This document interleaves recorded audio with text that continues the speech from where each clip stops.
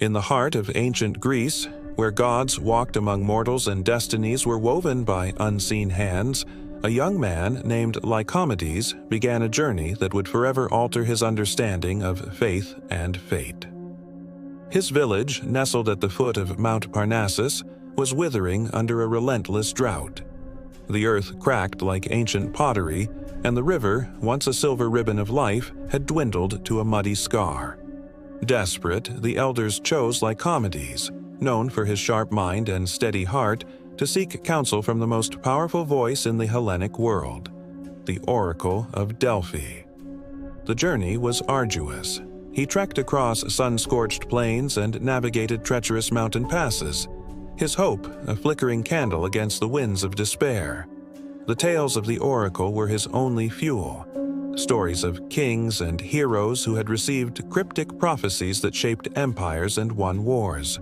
Lycomedes carried not only the weight of his village's survival, but also a simple, hand-carved offering, a wooden dove, a symbol of the peace and prosperity he prayed to restore. After weeks of travel, he finally arrived at the sacred precinct of Delphi. The Temple of Apollo stood magnificent and imposing, its marble columns reaching towards the heavens as if to grasp the divine words whispered by the gods. Pilgrims from across the known world thronged the courtyard, their faces a mixture of awe, hope, and trepidation. Lycomedes felt a tremor of insignificance, a small voice in a chorus of desperate pleas. He joined the line, clutching his wooden dove, its smooth surface a small comfort in the overwhelming grandeur of the place. As dusk painted the sky in hues of orange and purple, Lycomedes' turn finally came. He was led into the temple's inner sanctum, the Adyton. The air inside was thick with the sweet, intoxicating scent of burning laurel leaves and incense. A single priestess, the Pythia, sat upon a gilded tripod, her eyes distant and clouded, seemingly gazing into a realm beyond mortal sight. Torches flickered along the stone walls, casting long, dancing shadows that seemed to whisper secrets of their own. Lycomedes knelt, his heart pounding against his ribs. He presented his offering and spoke of his village's plight, his voice echoing in the hallowed silence. He begged for a prophecy, a sign, any guidance that would save his people from starvation. The Pythia began to sway, her breath coming in ragged gasps. Her lips parted, but before any divine word could escape, a sudden, unnatural gust of wind swept through the chamber.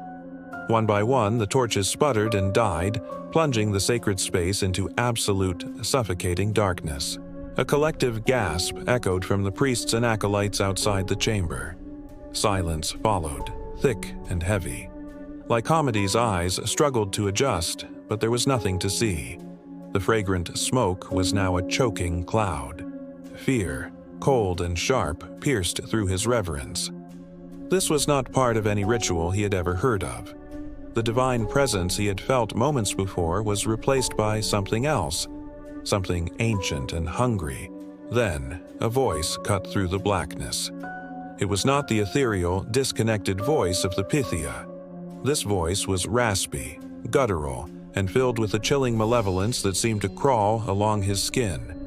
"Prophecies are not given," it hissed, the sound seeming to come from all directions at once. "They are bought. The gods are thirsty." Lycomedes froze, his blood turning to ice. This was not the voice of Apollo. This was something else, something that had been hiding in the shadows of the sacred. What do you mean?" Lycomedes stammered, his voice barely a whisper. The raspy voice chuckled, a dry, rattling sound like bones scraping against stone. "The fire demands a tribute. The earth demands a sacrifice. Prayers are but empty air. It is blood that gives them substance." A faint spectral light began to glow from the tripod, casting the Pythia's form in an eerie, phosphorescent silhouette. Her face was no longer vacant. It was contorted in a mask of silent terror. Her eyes were wide, fixed on something in the darkness just behind Lycomedes. He slowly turned, his body rigid with dread. In the gloom, he could just make out shifting shapes, figures that were not human. They were gaunt, with limbs too long and movements too jerky. They were the temple's shadows, given form. The chilling realization dawned on him. The oracle was a facade. The prophecies were real, but they were not gifts from benevolent gods. They were bargains struck with primal thirsty entities that dwelled beneath the temple. The incense, the rituals, they were not to commune with Apollo, but to placate these shadow creatures. One of the figures glided closer. Its form solidified, revealing a face like a cracked porcelain mask with empty sockets where eyes should be. "The oracle demands more than prayers," the guttural voice repeated, this time emanating directly from the creature before him. "She demands a life." It dawned on Lycomedes with horrifying clarity. The pilgrims who entered the sanctum, not all of them left. Some became the price for a favorable prophecy, their life force feeding the shadows and fueling the Pythia's visions. He was not just a supplicant, he was a potential sacrifice. Panic gave way to a surge of adrenaline. The hope that had carried him here now twisted into a desperate will to survive. He was not a hero from the myths, he was just a man from a small village. But he would not be a silent offering. He clutched the only thing he had, the small wooden dove. As the creature reached for him with long skeletal fingers, Lycomedes acted on pure instinct.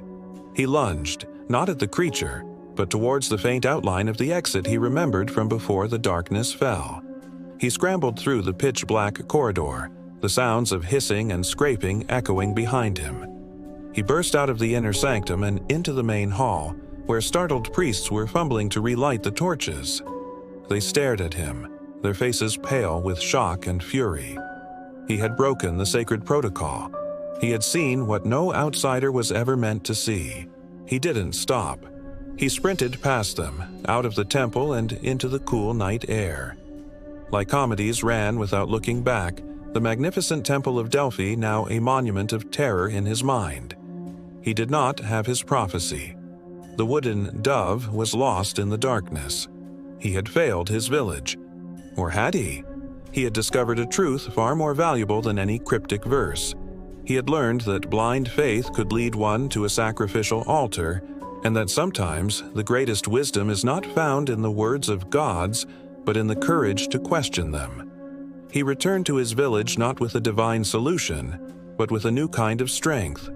The knowledge that survival lay not in offerings to unseen powers, but in their own hands, their own resilience, and their own will to live. They would have to find their own way to make the rain fall. Thank you so much for watching. What started as a quest for divine help became a terrifying lesson in the true cost of power. If you enjoyed this journey into the darker side of myth, please hit that like button and subscribe for more stories that explore the shadows behind the legends.